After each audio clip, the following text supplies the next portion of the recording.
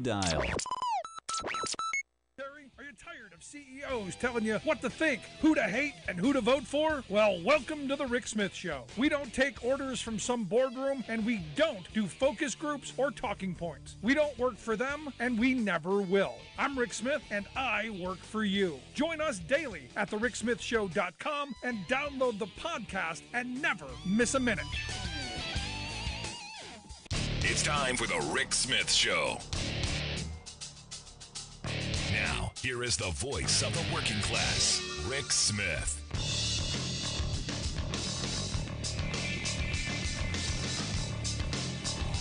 And welcome, brothers, sisters, working class heroes. This is the Rick Smith Show. Thanks so much for being here today on the big program. Lots to get to, lots to talk about. Big hearing today, and big fun there. Cannot wait to jump into the middle of all of that. But first, had a really great day in Philadelphia today as the AFL-CIO held their convention, electing Liz Shuler as their president, the first woman president of that organization, and Fred Redmond, the first African-American secretary-treasurer. Historic day. That happened yesterday, but historic convention. It was an incredible place of a lot of what the messaging about labor has been over the years is, stuck in the past, Luddites. The amount of technology that they were rolling out. The bricklayers have this machine that lifts the bricks. I may have become a bricklayer. Still keeps workers, working, but saves people's backs, hyper efficient. Lots of great stuff, lots of cool tools, lots of cool little gadgets. The sheet metal workers, they've got this dog this mechanical dog that lays out grid work. I mean, the pilots had their simulator. There was just all kinds of kind of geeky, techie stuff, which is really cool, along with, hey, better wages, hours, conditions, fighting for social justice, fighting for opportunities. It was a great convention. I'll be back tomorrow for President Biden's speech. He'll be showing up in Philadelphia for that. We generally do our show from those conventions. We've been doing it for years. This year with COVID, the protocols didn't happen. So we come back to the studio. We'll do the show from here, interviews and stuff down the road. We just didn't do it. Couldn't do it. So we will get to that stuff. But it was great to be back in public space with activists and labor leaders and workers, all saying, look, we're at a historic moment. Take advantage of this moment. Continue to organize, continue to move forward. Had a nice conversation with Marty Walsh, Labor Secretary. I'm going to put that out on podcast later in the week. But yeah, really, really great stuff. And excited about the direction of labor in this country.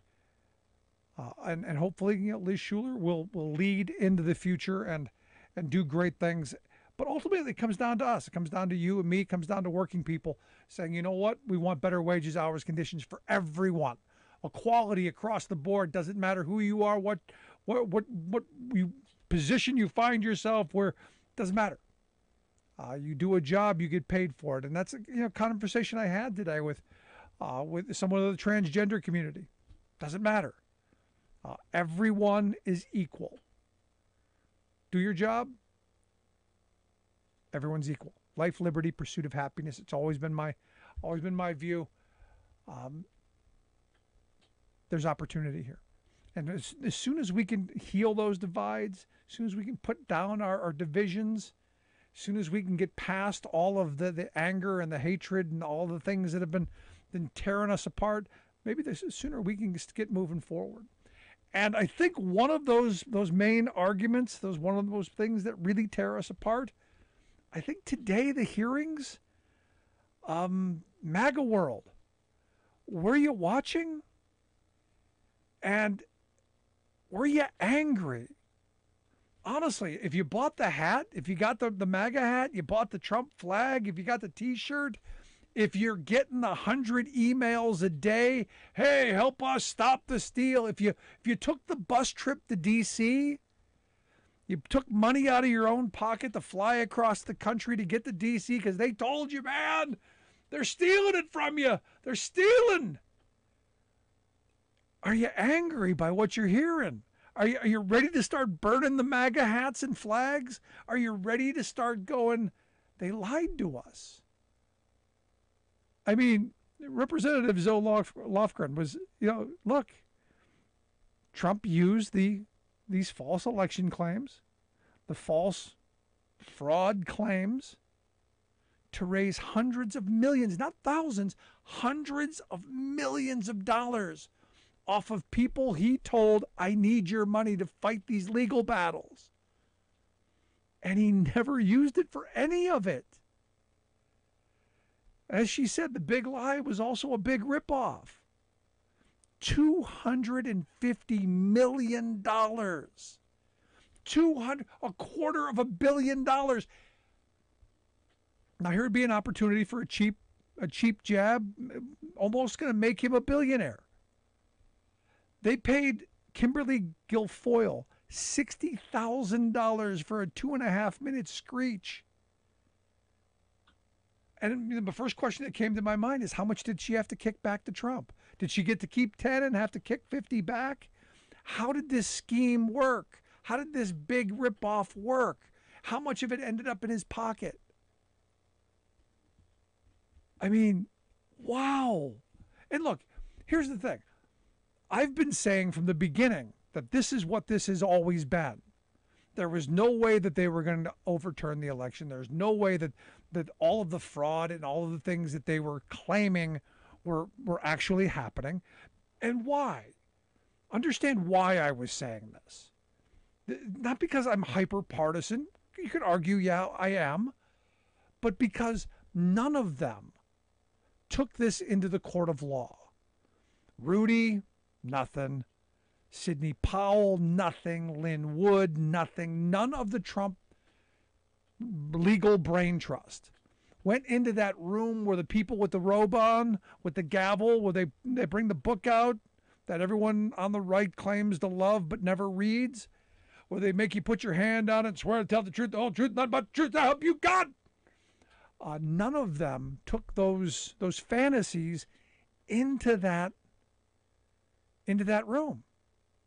None of them. They saved that for the Four Seasons lawn care facility.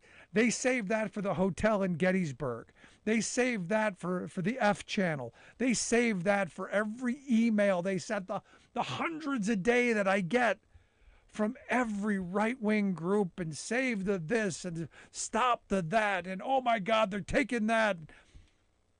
And it was all just a big ripoff. It was the big fleece. Are you angry? You got conned. And I said this from the beginning. Donald Trump is a con man. He was always a con man. Is anyone surprised by this? No one should be. No one should be. This is the kind of stuff he's been getting away with for years. Now, this is one of those moments. This is an opportunity to go, you know what? Nobody likes to get taken. Nobody likes to get ripped off. Nobody likes to get the short end of the stick. But there's a moment where you go, yeah, fess up. I got taken in. And there's nothing wrong with that, because I was thinking about it today on the ride back from Philly. I had about 2.5 hours in the car as I'm listening to the hearing, and I'm going through this in my mind. Okay, well, what if the shoe's on the other foot, and you really believe that all of this stuff is going on? Because look, I truly believe that Republicans have been doing gimmicks for years. You go back to the purging of the voter rolls. They do that. They've gotten away with it for years. We've known that. The hanging chads. You go back to 2000. You go back to 2004 with the caging. The whole voter ID thing. Everything to put an obstacle in the way. And we fought back against those. And we fought hard. Had someone come to me and said, "Oh, whoa, whoa," there was the black box voting folks, who for a couple of minutes had my ear, going, "Okay, give me the information." Had the president at the time come out and said, "Hey, trust me, I'm your president. I'm putting the full faith and credibility of this office behind telling you that they're stealing this election from us, that there's a nefarious plot to overthrow our government. Stand up, be patriots, and send me money." Would I send them money? No. But I would take to the streets. So I kind of understand a little bit. So there's openness. There's an opportunity to go, "Hey, kind of get it. Kind of." But there's got to be a moment of awakening. And I got MAGA world, you've got to be angry about what you heard today. Because Democrats spent a good portion of the 2 hours saying, look, they made hundreds of millions of dollars that they off these voter fraud lies that didn't go to the campaign's legal effort. Because they knew there was no effort. They knew there was no there. And what I'm really struggling with in this moment is that you've got all of these people who now went into these depositions and went into these hearings to testify because they had to put their hand on the Bible and swear to tell the truth, the whole truth, nothing but the truth, so help them God, or they go to jail under the threat of perjury because now they're under oath. They're not standing in front of some garage with the Four Seasons and lawn care service on it. This is real deal. This is you tell the truth or you go. And now they're people go, "Oh, look at how they pushed back." No, they were cowards at the moment. I'm sticking with cowards. They don't get the credit of being heroes after the fact. Oh, or they were telling him at the time. Did they tell you? Did they tell me? No. They stayed quiet. And they allowed the big lie and the big fleece, big ripoff to continue. You should be furious. This should be something that just... And look, here's the other thing. If you listen to the testimony of this Chris Stirewalt, who was the political editor at the F Channel, fired 2 months after the election, by the way, because they called the election, they called Arizona. And he went through, he said, look, we did our due diligence. The numbers are the numbers. The math was the math. There's no way to overturn and to do what he claimed was happening. There's just no way. It's just not possible. Maybe a recount gets you a couple hundred votes. It's not getting you thousands. And all of the claims that they threw out were all bogus. And you look at some of the words that Billy Barr was using. And this is the part that really, is kind of angering. And look, I know Billy Barr wants, it was trying to protect himself. But I got to tell you, I think Billy Barr is probably one of the most dishonest human beings and disingenuous human beings in our politics. But he went on to describe the voter fraud lies with terms like idiotic, BS, bogus and silly, disturbing, complete nonsense, zero basis for the allegations, all kinds of stuff like that. We go, Billy, where were you? Oh, that's right. In your resignation letter, where was any of that language? It was nowhere. So you don't get to now be the good guy. You stayed silent, people died. You stayed silent, policemen died. You stayed silent. Your voters, your party's voters are going to jail. Their lives are going to be changed forever. So all of those people who thought they were uber patriots, fighting the good fight, watering the tree of liberty, they all got duped, man. And I hope they were watching. I hope they're seeing what's going on. because maybe this is a moment where you go, okay, maybe there's a moment here. And I'd love to hear your thoughts. 1-866-416-RICK, 1-866-416-7425. Do you feel anger, MAGA world?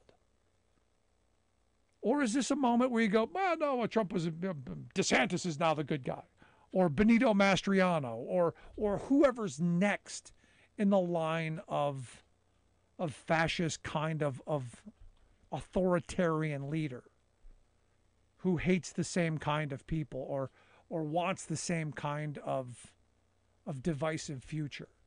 Is that the future? Or are you ready to burn the MAGA past? I'd love to hear it. 1-866-416-RICK, 1-866-416-7425. Going to take a quick break. When I come back, a little bit more on this because there was so much from this hearing. Got to get your thoughts. Quick break, right back. Stick around.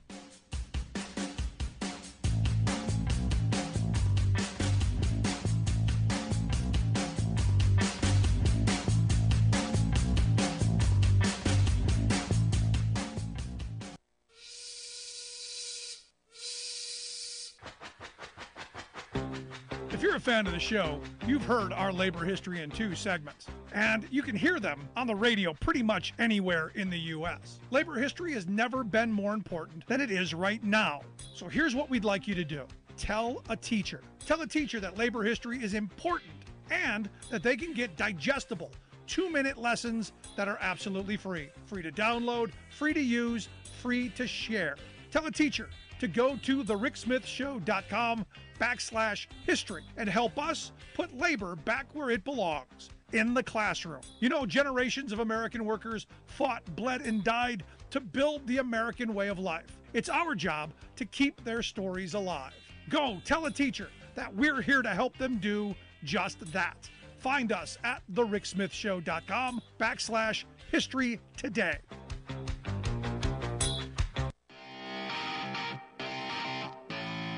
Welcome back to the Rick Smith Show. Now, here is Rick Smith.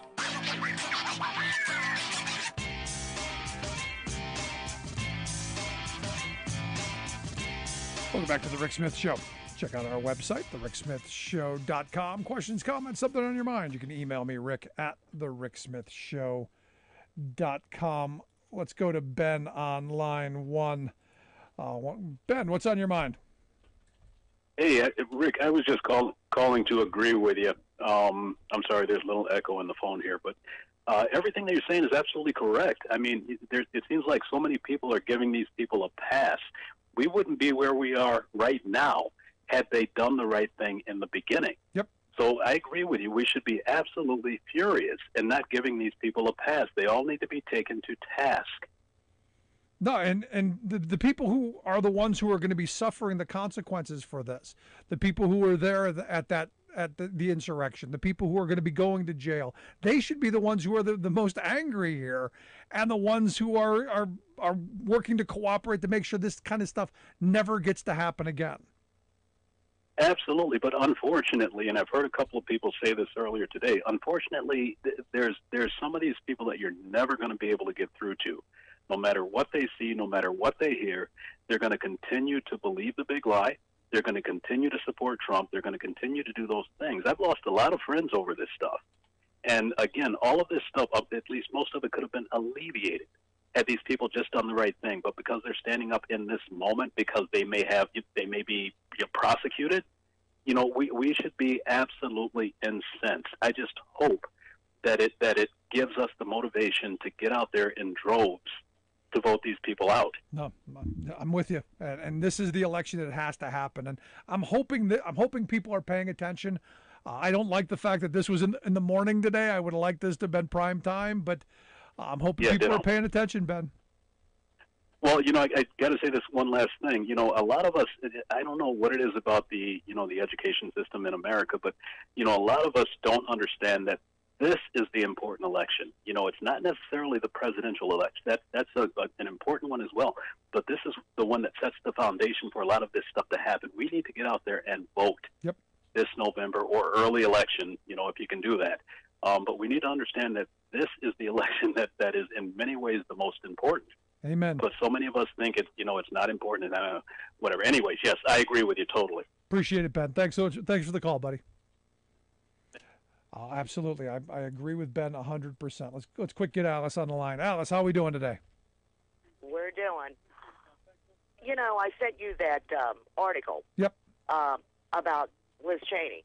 And what I wanted to say was, yes, the people are going to jail, but unfortunately, you have people like Liz Cheney who are protecting Ginny Thomas and some of these other ones. And I don't care who they are.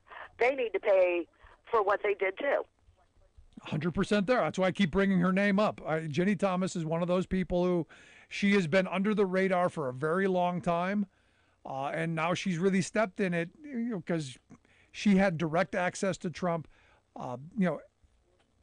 and the fact that the Supreme Court is part of this. I think her name has to be brought up often.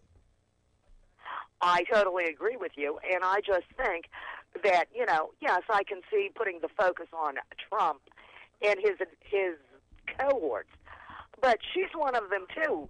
And I think that it's kind of despicable that, you have Liz Cheney going, well, her husband's a Supreme Court justice, and he's not there to defend himself. Excuse me? It's crazy. No, not there. Not there. No, not there. But appreciate the call, Alice. Thank you. Bye-bye. No, but look, Ginny Thomas, she was head right out there in the front of the Tea Party movement. If you remember all that, she was right out there pushing that stuff. In fact, there were stories at the time of how they benefited from that, and these lines run deep. The great ripoff runs deep, and this is why I keep coming back to. Yeah, this is about Trump, but this is about the moneyed interests. I still come back to this. This is about the billionaires, the hyper wealthy who fund this stuff. Because this kind of division, I hate the right-left frame, because this is what tears us apart. The reality is that the fight is not right-left. The fight is up-down. It is these billionaires who have all this money because, hey, we've created a tax code that just gives them all of this power. And then they use these concepts like freedom. They're taking your freedom to buy a gun. They're taking your freedom to do this or that. But you never hear anybody talk about the freedom from worrying about, are you going to die from not having health care? They never talk about the freedom of, at some point you're going to be able to retire in old age. They never talk about the freedom of earning a reasonable income for you so you can feed your children. They never talk about those actual freedom. No, it's always some abstract. And I think Democrats have got to reclaim liberty and freedom and those words back. And patriotism, love of this country, and love of fighting for it. I have a lot of friends who were, they thought Trump was fighting the good fight. And I'm hoping that they're seeing that, sadly, man, they got fleeced. I get the same emails because I get them so you don't have to. And every day my box is full of, hey, that left, they're coming, send us money. And to find out that there was never a defense. There was never going to be, because they knew there was no way to do what they were going to do. And they knew it. Every one of them people said they knew it. Even Ivanka. Man, I got to tell you, if I'm one of the red hat wearing MAGA folks, flying the flag, wearing the T-shirt, marking up myself, tattoo, I'm losing my ever-loving flipping mind over this. And you should be. You should be, and I want to hear from you. You can email me, rick@thericksmithshow.com. If you miss any program or today's or any program, make sure you grab the podcast. You can get that at the website or wherever you get your favorite podcasts. Quick break, right back with Joe Walsh. Stick around. I'm Rick Smith. And this is Labor History in 2. On this day in labor history, the year was 1926. That was the day union leader Tony Mazzocchi was born. He's remembered as a longtime leader and international official with the Oil, Chemical, and Atomic Workers Union. Mazzocchi was a prime force behind the passage of the Occupational Safety and Health Act of 1970. He was also centrally involved in the grievances Karen Silkwood brought against the Kerr-McGee Company. During the 1990s, he worked tirelessly to establish a Labor Party as an independent political force that could truly represent working people. Mazzocchi was born in Brooklyn, New York, to a union family. After fighting in World War II, he hired on at a cosmetics factory organized by the Gas Workers Union. He quickly emerged as a leader, fought for the rights of women workers, and soon became the president of his local. He would go on to aid in the merging of his union with the Oil Workers International that created OCAW. Within 10 years, he had become the International's Citizenship Legislative Director. Many have noted that Mazzocchi was one of the first labor leaders to build ties with the environmental movement. He linked the hazards in the workplace with hazards in the environment. He showed how workers and the public shared similar concerns about health and safety. He pioneered the Blue-Green Alliance that continues to advocate for green blue-collar jobs, build union reading clubs, and pushed his members toward social justice unionism. Mazzocchi was a coalition builder and worked with allies for clean water and air, single-payer health care, free education, and just trade policies. The United Steelworkers named their Health, Safety, and the Environment Center in his honor. He died in 2002 of pancreatic cancer. He was 76 years old. Labor History in 2 brought to you by the Illinois Labor History Society and The Rick Smith Show. For more information, go to laborhistoryin2.com, like us on Facebook, and follow us on the Twitters at Labor History in 2. President Biden recently flew off to Taiwan to assure allies there that he will fight for them. And next, he's headed over to Saudi Arabia to, quote, repair ties with those oil monarchs. This flurry of foreign travel might be strategically important for international realpolitik. But hello, another strategically important piece of realpolitics is looming right here at home, the November congressional elections. Taiwan and Saudi Arabia don't get a vote, but Texas and South Carolina do. So how about spending a bit more time flying or even whistle-stopping to such places, where many hard-hit working-class families would like to see President Joe fight for and repair ties with them? In fairness, much of Biden's progressive agenda has been deliberately gummed up by such congressional blobs of do-nothingism as Mitch McConnell and Joe Manchin. But blaming them isn't winning any points for him. Nor does it help the families now struggling with baby formula shortages, $5 gasoline, a farm and factory depression, etc. Instead of blame or surrender, more of Harry Truman's feisty can-do spirit is called for. Get out of the Beltway bubble and go straight to the people with an urgent program of big actions that they want and need. To hell with placating McConnell and Manchin. You're the president, Joe, not them, and you're not powerless. For example, Representative Ro Khanna points out that you should use the government's emergency authority to do, quote, preemptive buying on the open market to stop runaway food and fuel prices. The authority to do this is already on the books, so no need to kiss McConnell's butt. Just take direct presidential action for ordinary Americans. This is Jim Hightower saying, this is the difference between giving speeches telling voters you're on their side and actually being there so they can see it for themselves. It's honest politics.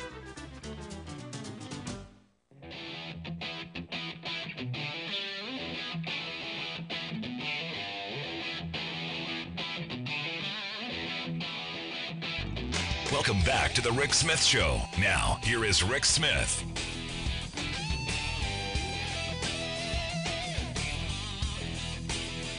So, quote of the day, evidently, from the hearing.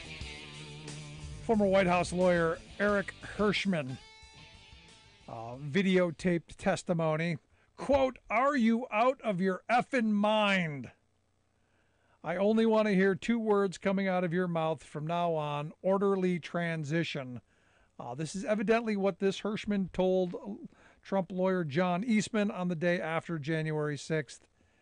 How come I'm just now hearing Eric Hirschman speak about this? I mean, again, all of these guys coming off like, oh, we were trying to tell the right things. We were, policemen died. People died. People are going to jail. I got to tell you, if I'm in MAGA world, I'm furious. I'm furious that I got fleeced out of $250 million. I'm furious that I bought those crappy hats. I'm furious. Anyway, here to share some thoughts. Maybe they're going to be furious, but here to share some thoughts on this, the hearings, and whatever else we can bang into. I've asked Joe Walsh to come talk with us. Joe is a former Illinois congressman, 2020 Republican presidential candidate, and host of the White Flag with Joe Walsh podcast, a fabulous podcast. I listen to it. I hope you will too. Joe, thanks for taking time for us. Rick, I love you like only a brother can love a brother. It's good to be with you.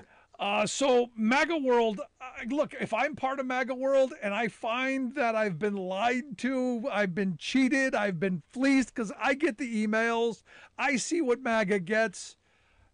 What came out today, I don't know what else would I feel other than cheated and ripped off? They're not pissed off, Rick. Since today's hearing, I've heard from hundreds of Trump supporters, and they're not pissed off, and they're not buying it, and it's unfair, it's a hoax, it's one-sided. Trump doesn't get to present his case. The American people don't care. I could go on and on. But the people who need to watch these hearings, they're not watching these hearings. That's the problem. That is the problem. And I got to tell you, as I was some of the testimony, you go, okay, these are people just trying to cover their behind. But for me, it was the guy from the F channel, that Sturwald, who was talking about Chris Stirewalt.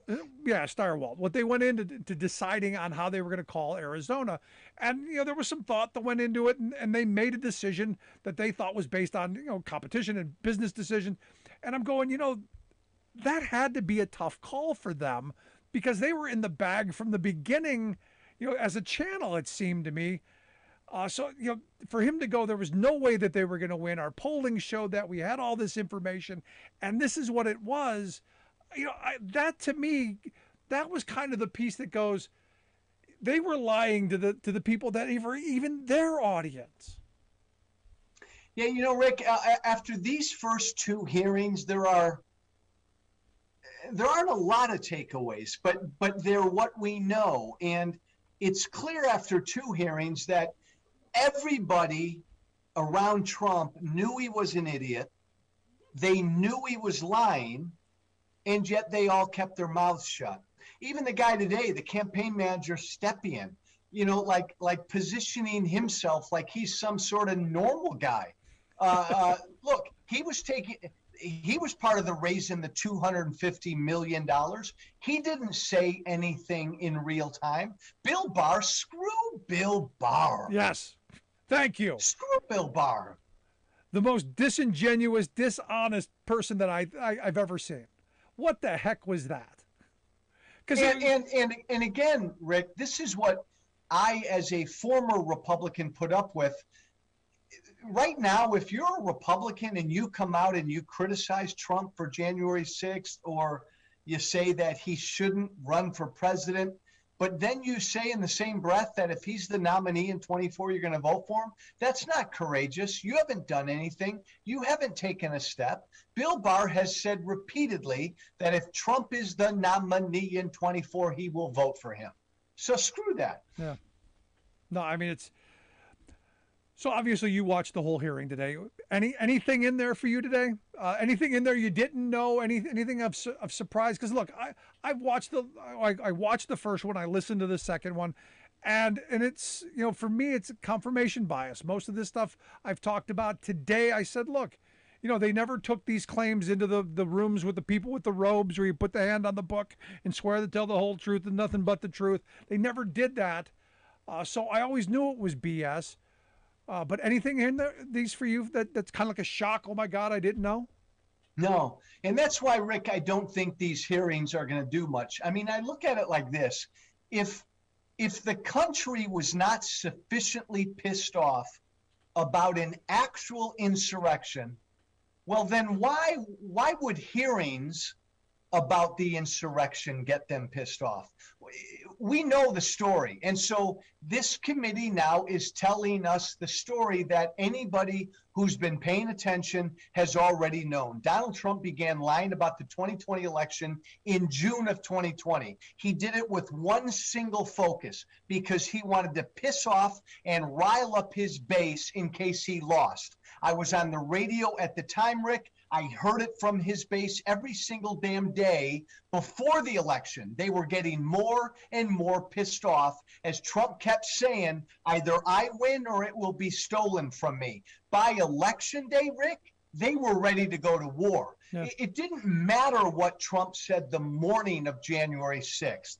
He had radicalized them by election day. I would argue that it wasn't, 2020 that it started. I would argue it was 2015 when all that started, because you remember it was the same kind of rhetoric in 2015. If I lose in 2016, it was because it was stolen. So it was the same playbook, only in 2016 he didn't lose. Yeah, I'll buy some of that, but this is a whole another level. No. I mean, think about it, Rick. Think about it. For the first time in American history, a sitting American president loses an election and refuses to concede, refuses to participate in the peaceful transfer of power. And then, on top of all of that, he leads a coup to overturn the election. Quite literally. We've never seen anything like that. So before I move on to the next thing I want to get to, do you see these hearings at all being productive going down the road? Okay. No. Hey, whoa. I'll give you one, my friend. The only positive that could come out of these hearings is it wakes people up who ordinarily would not vote in November, independents, Democrats, progressives, who are pouting and whining or otherwise distracted, and they're not going to get off their ass in November and vote.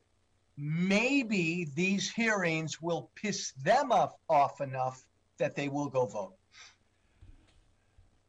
Maybe. I'll go with a maybe on that. I'm hoping, because, I looked at it, and again, the first hearing, I saw that Confederate flag going through the Capitol, and immediate anger, visceral anger from me on that. And yeah, it just. Hey, brother, I'm with you. This thing should have been done on January 7th or January 10th. Yep. The country, in a unified fashion, should have picked up Donald Trump and thrown him out of the country and never let him back in. Right then and there, just based on what happened on January 6th. The country did not do that. And now here we are 17 months later, and that son of a bitch is more popular in the Republican Party than he was before the insurrection. No, we blew it. We dropped the ball, and we blew it as a nation. Yeah, I mean, it's and then, so I know I said last thing on this, but this is one of those moments where do we know more now than we did then? And I don't think so. I mean, I we got confirmation. They've confirmed what we already knew. But this is where, like you said, I said it the night of the 6th. Tomorrow we should be holding hearings. We should be ripping people in. Yeah. These hearings are 15 or 16 months too late. Yeah. No, I'm right there with you. That's the problem. You listen to the Rick Smith Show here with Joe Walsh, former Illinois congressman. Host of the White Flag with Joe Walsh podcast. I highly suggest getting that wherever you get your podcasts. We'll get links out on social media how you can check it out. Joe gets into the important issues of the day. Most recently, a long conversation with David Hogg on the gun issue. And I saw this past weekend you were actually in D.C. marching for the March for Our Lives. You being a from my cold dead hands gun guy. Say it, Rick. Say it. You used to call me a crazy gun nut. Say it. Oh, you were. You're a crazy gun nut. I am. I still am. Yeah. I still am. Yeah, no, there's you are. There's no, absolutely.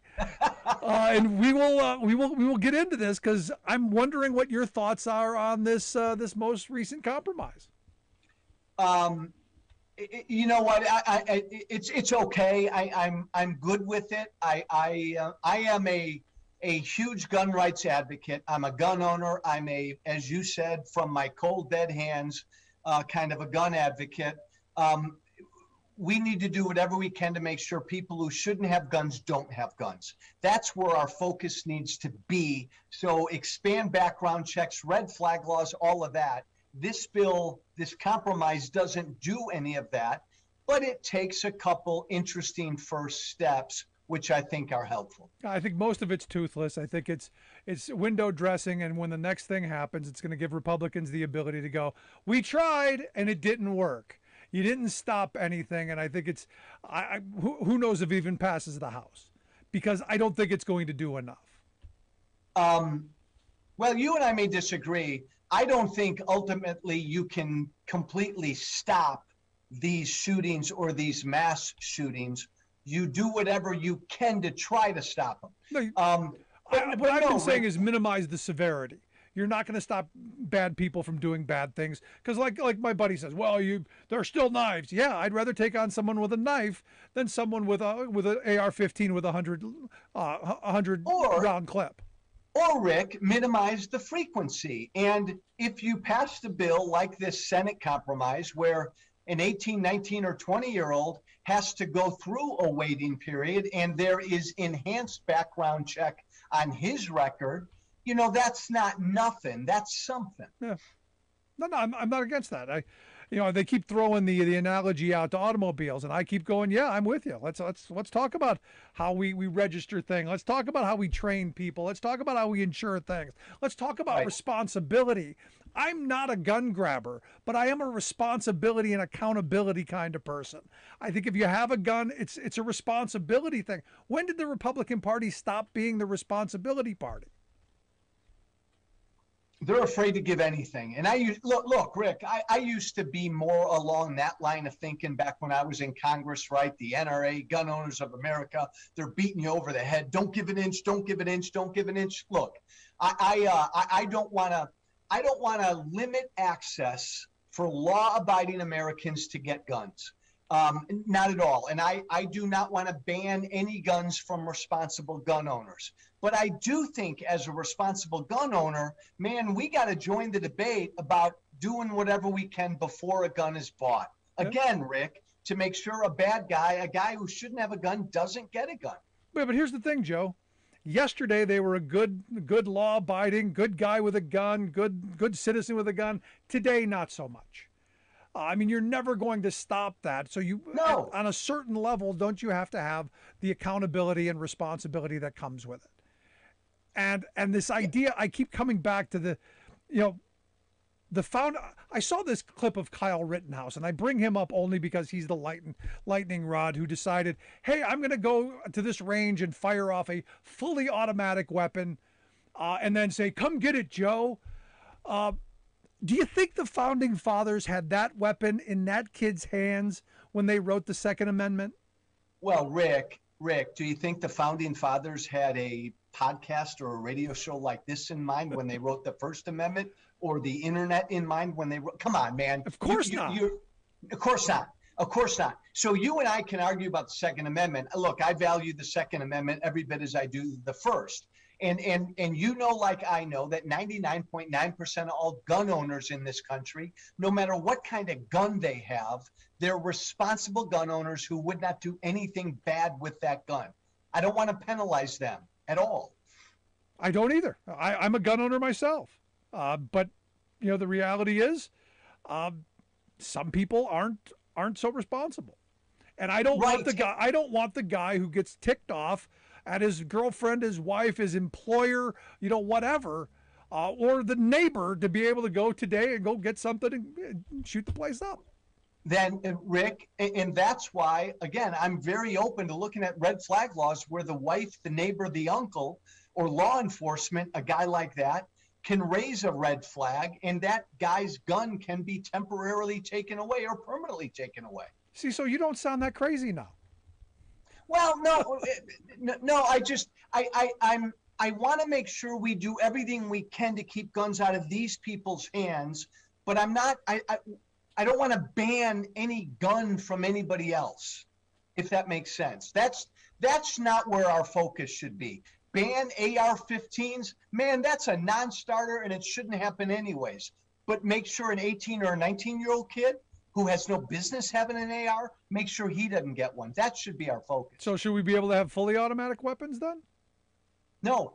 Why not? And again, since 1934, by statute, and the court has reinforced. Look, Rick, even Scalia in the Heller decision said, there are limits. There are limits to what a firearm can be and where you can use it. We decided 90 years ago that was a limit. You cannot have a fully automatic gun. But Rick, damn near every long and short gun now sold is a semi-automatic. Everyone. Now, what about look? I'm not a gun enthusiast, so you educate me if I'm wrong. But you look at these enhancements in these kits that can turn things fully automatic, almost these bump stocks, these other things that basically look.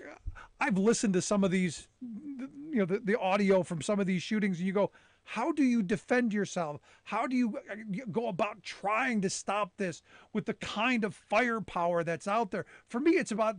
Look, I've been shot at before. Where I grew up as a kid, you knew somebody had a 6-shooter, they had a 38, you got 6 shots to duck from, and then you got a chance to either get away or rush somebody. With the noise that I've heard in these things, I don't know how you do that. Yeah, but Rick, it sounds like then you're advocating to ban semi-automatic guns, and maybe you are, and that's a legit position. But understand, if you said we should ban semi-automatic guns, you would ban virtually every long and short gun sold in America today, period. And I don't think you can do that, and I don't think something like that would ever happen. So we shouldn't even go down that road. Yeah, but you're probably right. Maybe it's something that we're so far down the rabbit hole, you're never getting out of that. No, and to be fair, look, I'm a big gun rights guy. We do have a lot of guns. We do have probably too many guns in this country. But that's not, and by the way, we have a gun culture. And by the way, we have a violent culture. That's not going to change. Well, the number of guns we have in this country is not going to change. Scary time. So do you think it's going to pass? I'm still skeptical, 50-50. Yeah, me too. But Joe, I appreciate the time, the thoughts. We got to do this again real soon. You're the best, Rick Smith. Love you, man. Appreciate it. Our good friend Joe Walsh. Make sure you check out the White Flag podcast with Joe Walsh. We'll get links out on social media how you can check out the work that he does there. Always fun. Going to take a quick break. Right back. Stick around. You're listening to The Rick Smith Show. We're working people. Come to talk.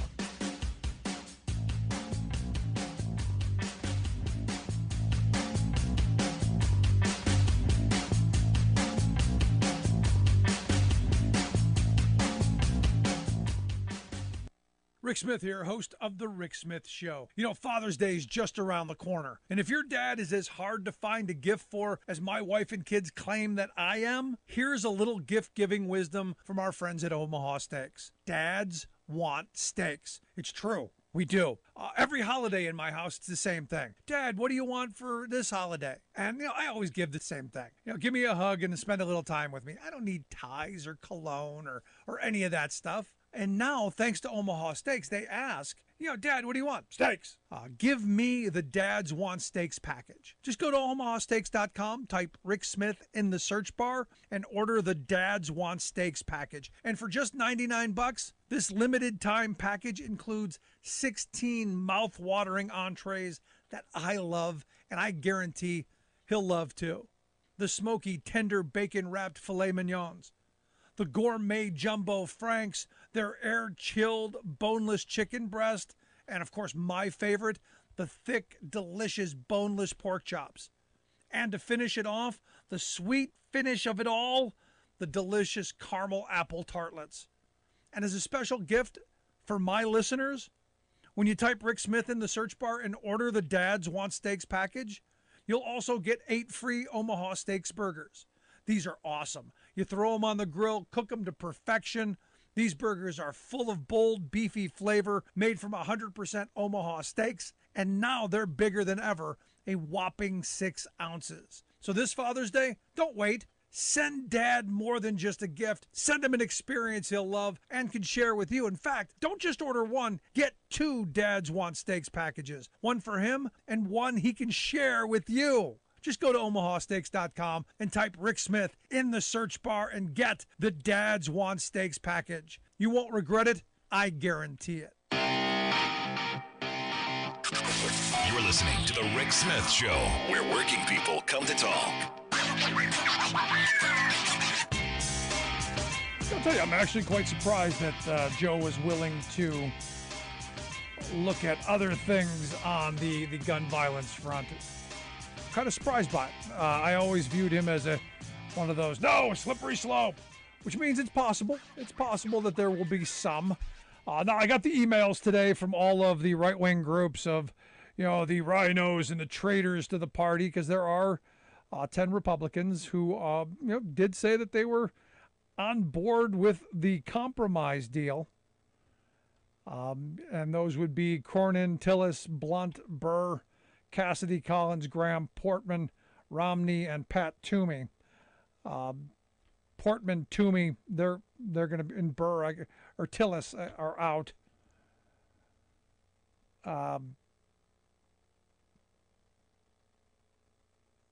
I don't know about it actually passing though.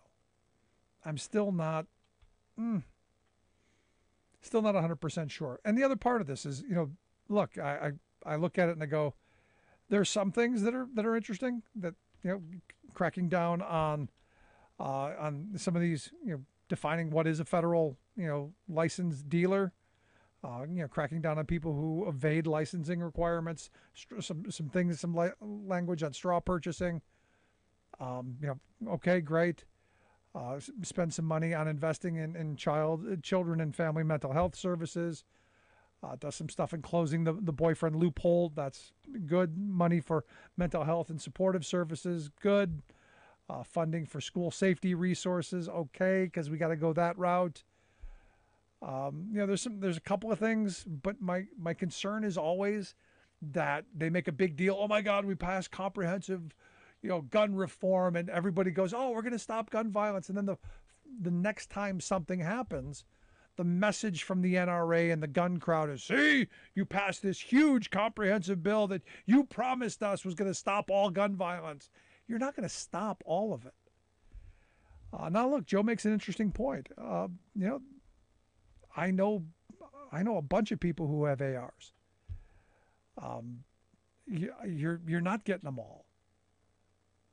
But there's got to be a certain point at which you go, maybe you stop manufacturing them. Maybe you pass a law that say, sorry, no more. Maybe at some point you do something that you stop the increased supply. I don't know, but there has to be a conversation on, why are there more guns in this country than there are people? Like I said, I'm not a gun grabber. I fully believe people should be able to protect their homes, and if you're a shooting enthusiast, that's fine.